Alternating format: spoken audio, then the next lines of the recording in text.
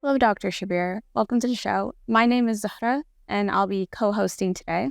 Today, we're going to be talking about the day of Yawm al-Qiyamah, also known as the Day of Resurrection, for our viewers to understand. Can you start off by explaining what exactly is the Day of Resurrection? Yeah, so Day of Resurrection, called in Arabic Yawm al-Qiyamah, is the day when we believe that all people will be resurrected from the dead. We will be given newly created bodies to go with our established consciousness, so that we will be aware of all of our past, or at least this will be shown to us, we'll be reminded of all of our past, good deeds, bad deeds, everything. And we will be there all in the judgment court of God to answer for what we have done, whether good or bad. And what do Muslims believe exactly happened on this day?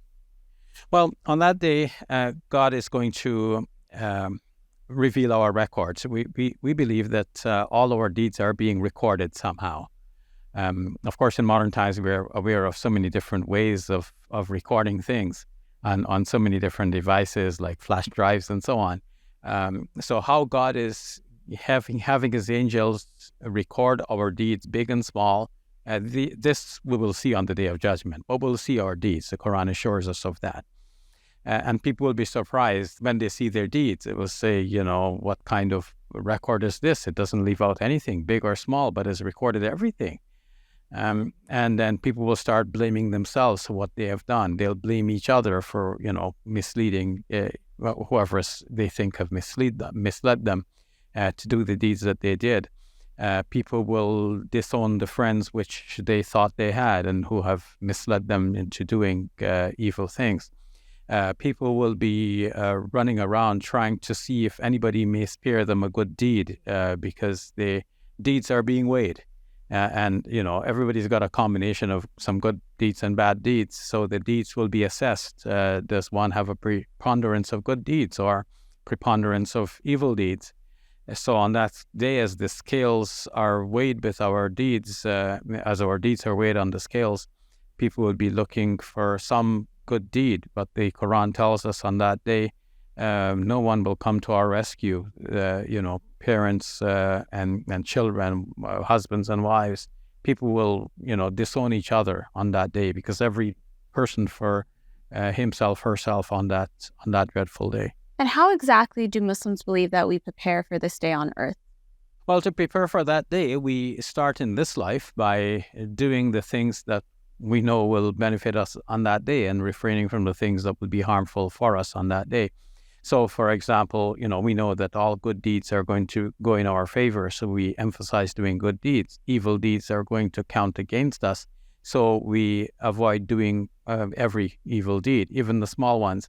The Quran tells us in a verse that most of our Muslim viewers must have heard again and again, to the point of having memorized the verse, even effortlessly.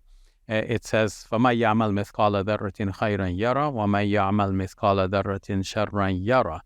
Whoever does even an atom's weight of good deeds will see it, and whoever does even an atom's weight of evil deed will see it.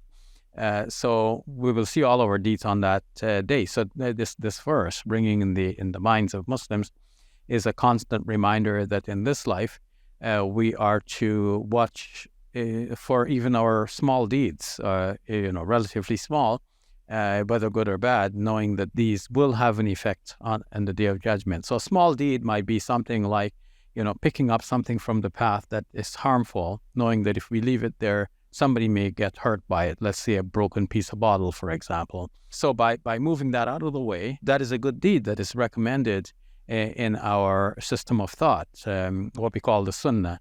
And it is even recommended that we smile in the face of another person. That's a good and charitable deed.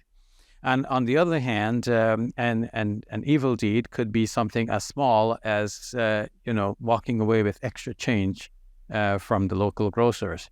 So the extra change doesn't really belong to us, given to us by mistake. If we recognize it at the time, then the logical thing to do is to hand it back, knowing that we might be questioned about this on the Day of Judgment. Why did we take something that did not belong to us? Is there anything that we do on earth that will continue to benefit us on the day of resurrection? Yes, there are some deeds which are referred to as sadaqah jariyah, continuous charity. So they're the kinds of charity which continue to produce benefits. So that, all deeds that we do in this life will, if they're good deeds, they'll benefit us on the life hereafter. But the continuous charity will benefit us as long as the deeds are producing good effects. Like, let's say, someone digs a well from which people will drink. So as long as people are drinking from that well, we continue to accrue good deeds. So that even after we leave this world, we continue to have good deeds to our credit from that well, and that will show up for us on the day of judgment. Right. Well, thank you, Dr. Shabir, for teaching us about the day of resurrection. Thank you. There are people out there who don't interact with Muslims at all in their day-to-day lives. They learn everything they know about Muslims from TV or social media. Our Muslim Media Hub will reach these people and transform their lives. Support us at QuranSpeaks.com.